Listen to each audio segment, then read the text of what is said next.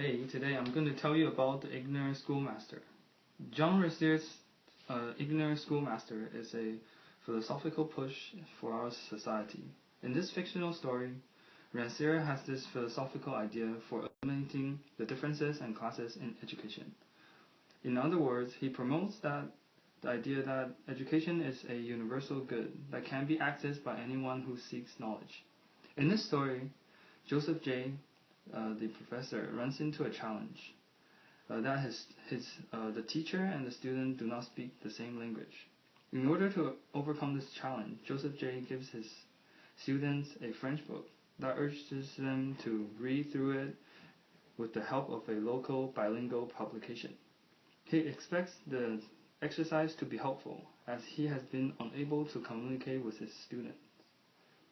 However, to his surprise, the students come back and he asks them to write their reactions to the book in French, which they all complete in competent French with sophisticated technical knowledge of grammatical sentence structures.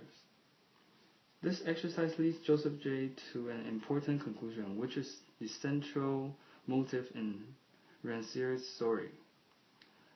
If left to their devices, all humans are capable of acquiring knowledge and learning on their own, without the need for teachers and a meditated instruction. In other words, Rancière argues that teaching is essentially redundant, that a student is fully capable of learning the concept by him or herself.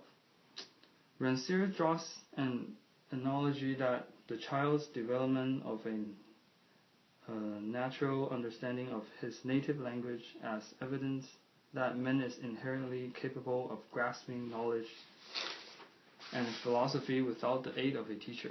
This means that teaching in essence becomes an obstacle by putting into place a double explication.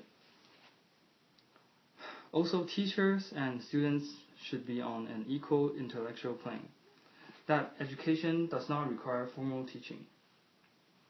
So what does Rancière think of the role of the teachers? Well, Rancière thinks that teachers should merely nurture the intellectual capacity of all humans by giving them directions and a sense of exploration during education. This means that Joseph J. merely instructed the students to complete an exercise without utilizing an explication and asserting his monopoly over knowledge.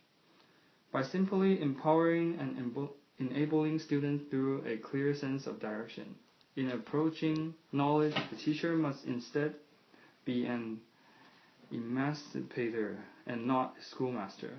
Only such a method of instruction can be truly realize the true goals of education and teaching. Wow, that is really interesting.